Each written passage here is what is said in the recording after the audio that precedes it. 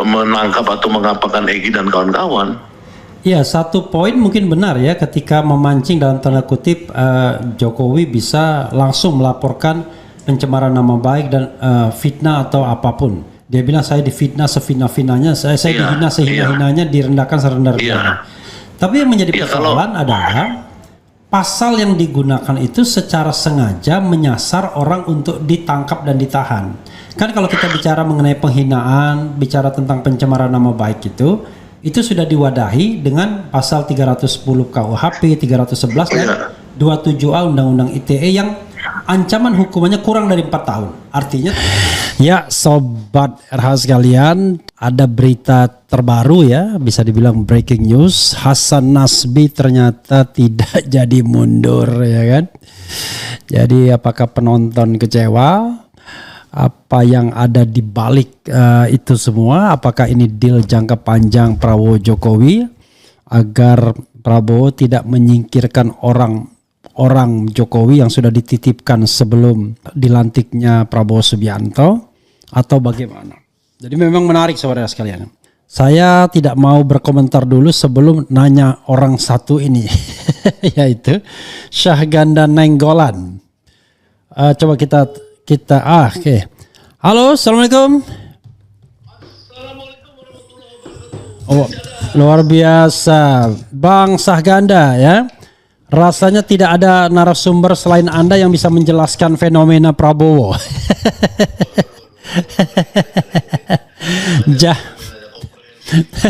Jadi baru saja kita mendapatkan berita ya, bahkan berita itu terkonfirmasi dengan kehadiran beliau dalam sidang kabinet paripurna ya, yaitu yang bernama Hasan Nasbi. Ternyata Hasan Nasbi dilarang mundur oleh Prabowo, oleh Presiden. Nah, sebagai flashback, Anda termasuk Selamat Ginting itu mengatakan kurang lebih lah, mulai ada reposisi ya terhadap orang-orang yang dianggap pro Jokowi, yang disiapkan Jokowi untuk mengelilingi istana lah, kira-kira begitu ya, yang ada di sektor pemerintahan Prabowo. Bayangan kita dengan fenomena Hasan Nasbi berhenti, kemudian pencopotan Kunto direvisi, Kunto Arief Wibisono, kita berpikir wah ini kayaknya sudah mulai nih Prabowo membuat garis demarkasi dengan anasir-anasir Jokowi kan, kira-kira begitu, karena Panglima TNI pengganti Kunto adalah orang-orang Jokowi. Tapi ketika kemudian Prabowo mengatakan tidak boleh mundur, memaklumi kalau salah, termasuk Natalis Pigai dan lain sebagainya, apa komentar Anda? Silakan dieksplorasi, silakan. Ya kalau saya nih melihat kan caturnya Prabowo ini kan memang agak ini ya rumit ya. Ya jadi pada saat dia melakukan satu isyarat pemihakan pada Kunto ya. Halo? Ya, silakan. Itu kan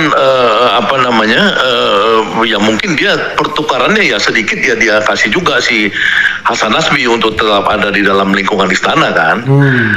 Jadi itu memang politiknya begitu. Tapi kalau kita lihat statement dia misalkan ya hari ini tentang pengkhianatan Muso dan pengkhianatan Darul Islam di masa lalu karena mereka tuh digerakkan asing, itu kan Prabowo ini kan berturut-turut itu kalau kita lihat statement-statement dia kan itu satu rangkaian ya.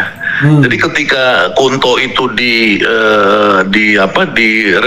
establish sebagai Panglima Komando Wilayah Gabungan ya, yang harusnya dilengser selama 4 bulan, itu kan habis dia melakukan satu apel akbar dengan buruh, ya ratusan ribu buruh dia kumpulin, dia tunjukkan dia punya power, maka kemudian dia melakukan ancaman kan terhadap siapapun, oligarki dan ante-antenya yang tidak bisa diatur, dia akan mati bersama buruh untuk melawan kan gitu. Itu kan statement resmi Pak Prabowo di itu. Nah kemudian di hari ini ngasih statement resmi bahwa di Indonesia ini banyak pengkhianat yang bersekutu dengan asing ya, dengan dia merefer pada Muso dan pada Kartosuwiryo yang dulu bersekutu dengan Belanda untuk menghancurkan Republik Indonesia.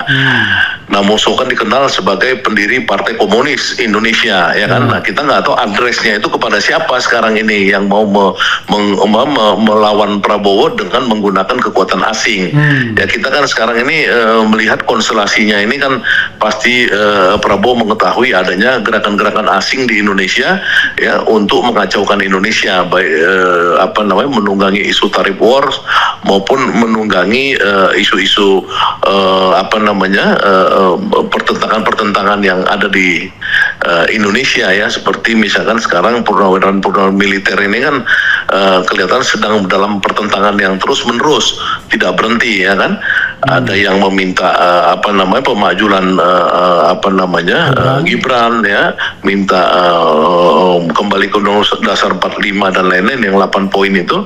Ada juga yang menghina mereka, dianggap itu bukan organisasi resmi, dianggap giginya udah ompong sih Pak Trisno dan lain-lain, kan gitu. Ini selalu di sekitar Prabowo ini betul-betul seperti tahun 98 Pak Harto dan tahun 65 Bung Karno itu. Jadi ada gerakan-gerakan yang memang saling kontra di sekitar dia. Jadi memang dalam konteks Hasan Nasbi ini kan kita tahu dia orangnya Jokowi, ya.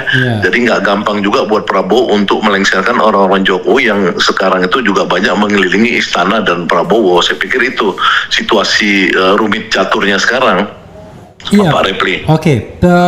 Kalau saya mau ngomong, ya, sebenarnya sepenting apa orang seperti Hasan Nasbi, ya, untuk dipertahankan Prabowo kalau seandainya itu tidak bagian dari deal? Karena selama ini juga dia tidak diberikan akses apa-apa untuk mengetahui kegiatan-kegiatan presiden seperti itu.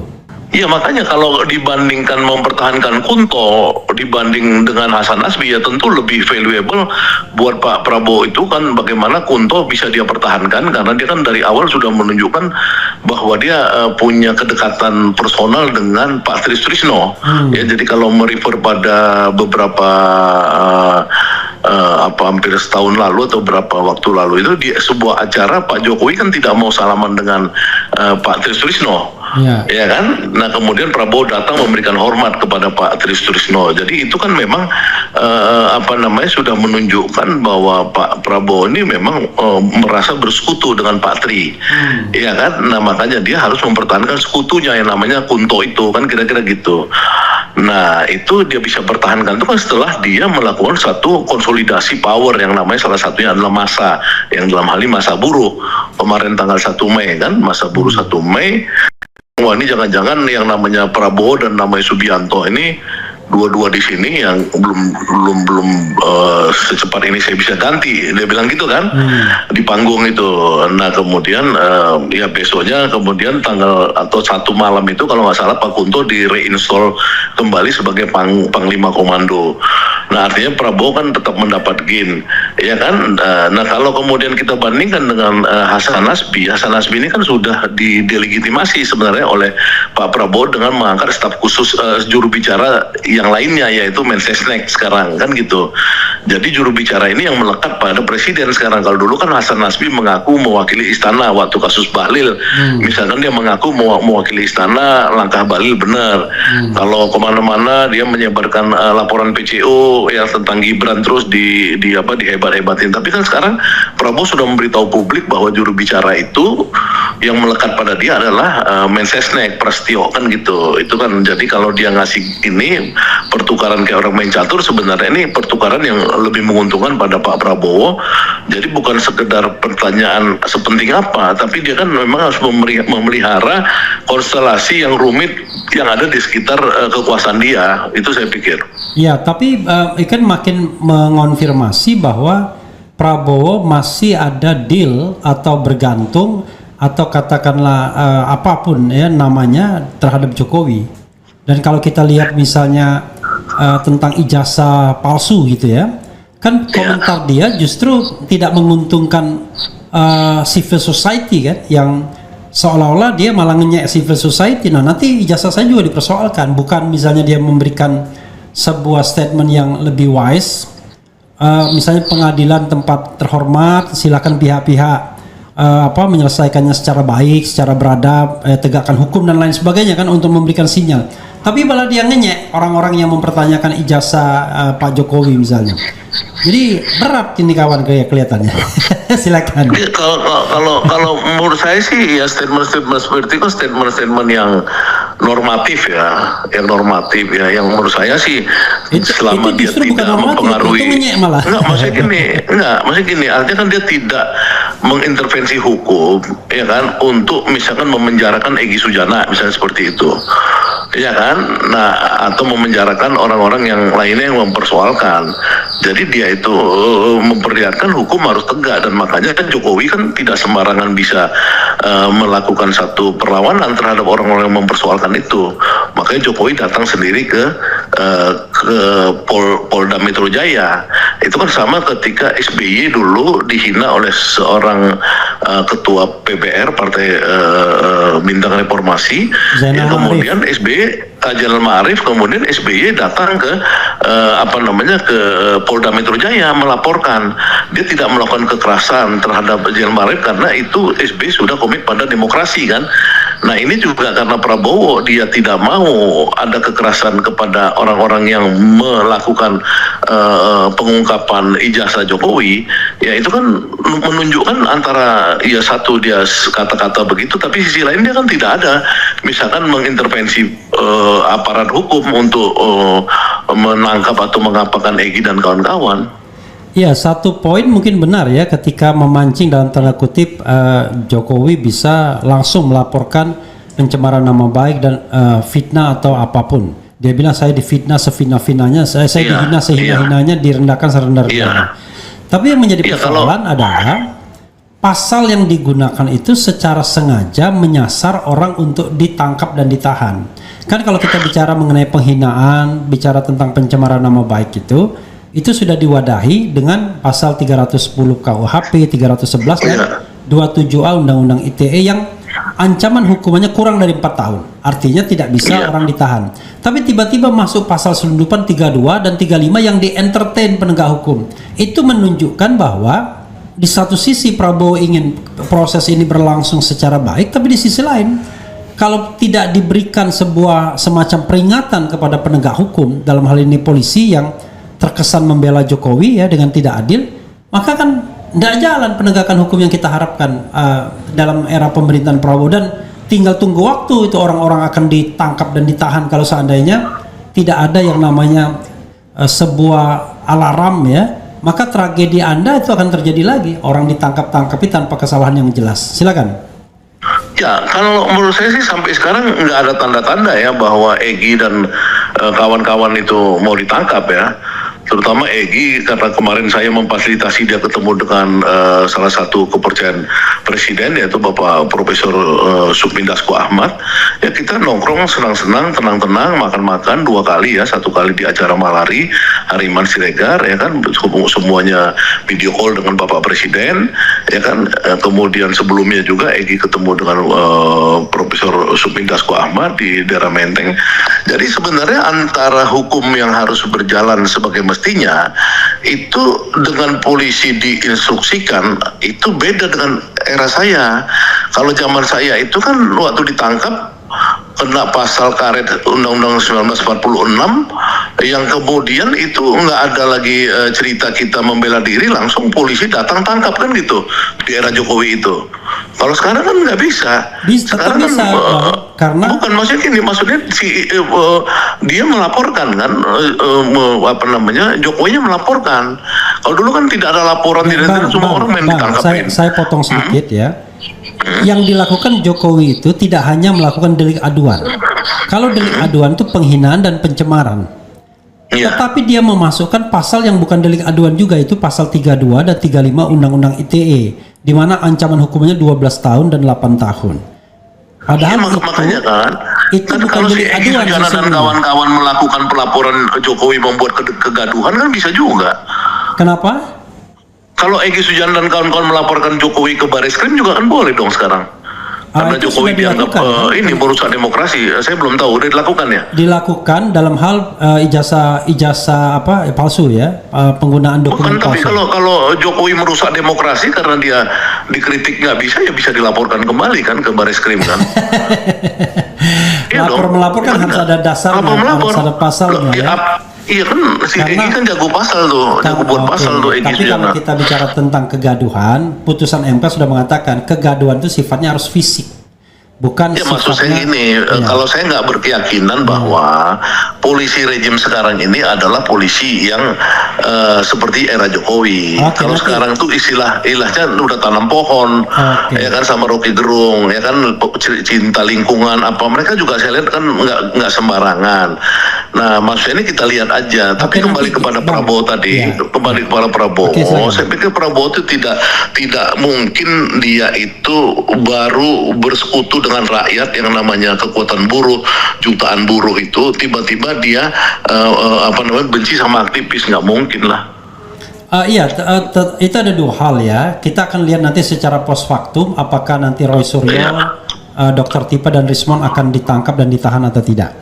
Karena tidak Iya. ada alasan untuk penangkapan dan penahanan. Bahkan Betul, nggak ada alasan. untuk pencemaran Nggak nama ada baik alasan. pun tidak bisa karena Jokowi masih pejabat publik. Dia kan masih Dewan Penasihat dan Antara, itu satu. Yang kedua, saya kok merasakan ya, yang dienyek oleh Prabowo itu orang-orang yang selama ini kritis terhadap pemerintahan. Misalnya dia selalu ngomong demo ditunggangi asing. Misalnya Purnawirawan itu ada yang namanya gerakan untuk menjatuhkan Gibran itu didalangi oleh agen asing termasuk CIA. Ini kata Hendro Priyono. Luhut Bin Sarpanjaitan mengatakan mereka-mereka yang mau melengsarkan Gibran itu kampungan. Kemudian yang namanya PPAD, Persatuan Perwira Angkatan Darat, segera diterima oleh Prabowo, sementara kelompok yang Purnawirawan Trisno ini nggak diterima.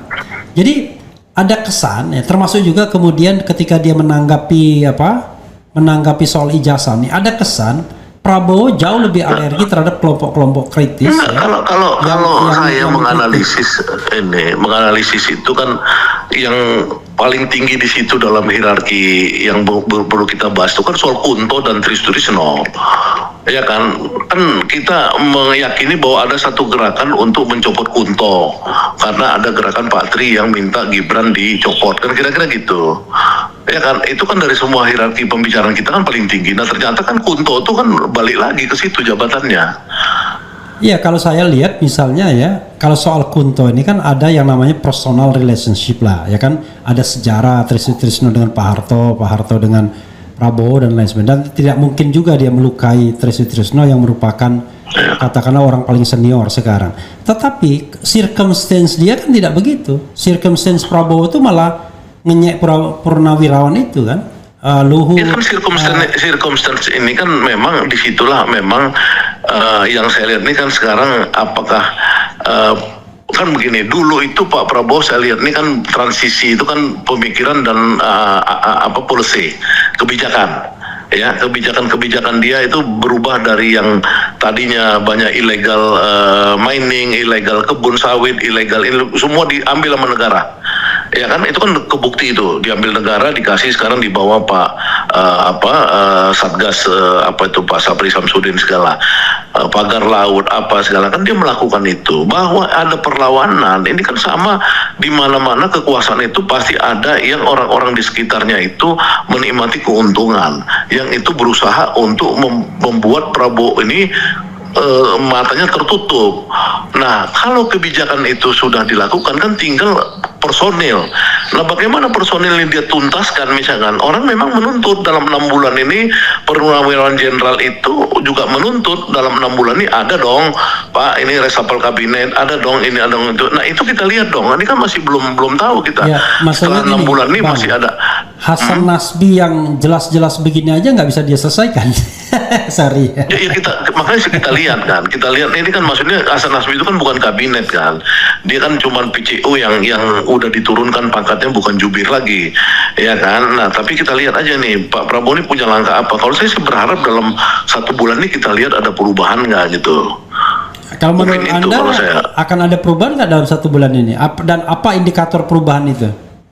Ya harusnya ada perubahan, ada beberapa menteri harusnya berganti, ya kemudian ada kebijakan-kebijakan yang lebih populer di mata rakyat, ya yang membuat rakyat tuh lebih terwakili aspirasinya. Apakah Dewan Buruh Nasional, apakah Dewan Tani, Dewan apa itu yang kemudian bersama Prabowo itu membangun kekuatan istilah Bung Karno itu mah forming and mah awakening gitu loh.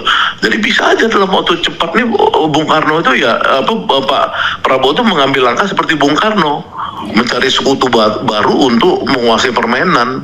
Ya tadi abang mengatakan seharusnya. Kalau menurut abang, kira-kira terjadi atau enggak menurut analisis abang? Jangan hope, ya, tetapi analisis. Ya makanya kan kita lihat analisis, lihat tren kan. Ya. Nah kita kan yang nggak tahu ini udah 6 bulan kita lihat aja kan dia tidak ada memarahi orang-orang yang purnawirawan itu nggak dimarahin kan, nggak ada. Pak Prabowo itu mengapresiasi aja bahwa kawannya ada yang melakukan tandingan karena orang-orang seperti Pak Agum, Pak Wiranto, Pak Hendro kan dia mungkin kepentingan terganggu. Pak Luhut, kalau ada orang-orang seperti Sunarko, Trisno, Pak apa namanya yang kalau menurut saya a few good men lah di Indonesia itu orang-orang yang saya sebut barusan itu orang-orang baik ini memang selalu mengganggu kan buat mereka gitu loh. Jadi itu pertarungan aja. Oke Bang, silakan closing statement. Ya, jadi saya melihat ya bahwa Pak Prabowo ini dari statement-statement dia ini sudah menunjukkan bahwa dia akan bertarung ya dari soal pengkhianatan terhadap Indonesia oleh Musso dan Kartosuwiryo. Hari ini dia sebutkan ada pengkhianatan bersekutu dengan asing. Kemudian dia hidup mati bersama buruh untuk melawan oligarki. Kemudian dia tidak ya kira-kira dia Kunto Bali itu dia senang lah menjadi pangko Gapwilhan itu. Banyak lagi yang saya lihat itu fenomenanya Prabowo ini pada akhirnya akan memenangkan pertarungan terhadap oligarki dan sekutu-sekutunya itu. Itu harapan saya. Termasuk terhadap Jokowi. Iya pastinya lah menurut saya. Okay. Ya analisa saya begitu pastinya. Oke Bang, makasih. Assalamualaikum warahmatullahi wabarakatuh. Waalaikumsalam warahmatullahi wabarakatuh. Sehat selalu. Oke. Ya, saudara sekalian, itu tadi pendapat dari Syahganda Nainggolan ya. Kita butuh perspektif yang berbeda. Beliau orang yang for the time being optimis terhadap Prabowo Subianto. Kalau saya terus terang nano mix up, ini Prabowo mau kemana sih langkahnya ya? Di satu sisi kita mulai berpikir, wah ini dia berani nih menjauh, memberikan garis demarkasi terhadap Jokowi dengan fenomena Hasan Nasbi, orang Jokowi yang kemudian berhenti. Bahkan Sagana mengatakan, itu nggak mungkin dia mengundurkan diri, nggak ada tradisi Indonesia. Itu disuruh diberhentikan. Tapi dan kemudian ada juga fenomena Kunto Wibisono. Kemudian ada fenomena Gibran yang nggak dikasih job dalam tanda kutip. Kita berpikir, wah ini Prabowo mulai berani. Tapi begitu dia mereinstall Hasan Nasbi, kemudian dia seolah-olah ngenyek terhadap gerakan yang mempertanyakan ijazah Jokowi yang mengatakan nanti ijazah saya juga akan ditanya dan lain sebagainya, termasuk juga dia selalu melontarkan sinyalemen ditunggangi asing dan lain sebagainya. Itu ala Orde Baru kan begitu kan, siapapun yang mengkritik pemerintah itu dianggap ditunggangi oleh kepentingan asing, padahal yang namanya asing itu menunggangi kepentingan pemerintah jauh lebih banyak. Kan pemerintah kita ditunggangi kepentingan China dan lain sebagainya. Orang-orang circle dalam pemerintahan yang bisnis nikel dan lain sebagainya, kita cek saja itu juga berhubungan sama China, jauh lebih ditunggangi kepentingan asing ya. Tetapi sekali lagi memang kita harus tunggu nanti bagaimana ini barangnya, apakah kemudian bisa kita harapkan atau kita cuma omong-omong saja selama 5 tahun ke depan dan akhirnya kita akan tahu, oh iya ya, he is doing nothing. atau nanti he did nothing ya. Kita nanti akan melihatnya ya. Jadi menurut saya tidak memberikan endorsement tapi tidak juga kemudian totally pessimistic. Jadi saya tetap wait and see, menunggu. Kalau Syahganda dia melihat sisi-sisi yang strong dari pemerintahan Jokowi. Jadi kan ini kan a matter of analysis. Jadi orang bisa saja melihat satu fenomena itu seperti gelas. Apakah itu separuh ataukah itu separuh kosong ataukah itu terisi separuh, ya kan? Tergantung. Kalau perspektifnya positif mengatakan gelas itu terisi separuh. Tapi kalau perspektifnya pesimistis, gelas itu tidak terisi separuh. Jadi itu perspektif saja. Esensinya kadang-kadang sama ya. Esensinya Prabowo dan tindakannya. Tapi nanti secara post factum nanti akan ditentukan siapa yang sesungguhnya menganalisis secara benar. Bisa orang yang optimistis seperti Saganda atau orang yang pesimistis seperti yang lainnya.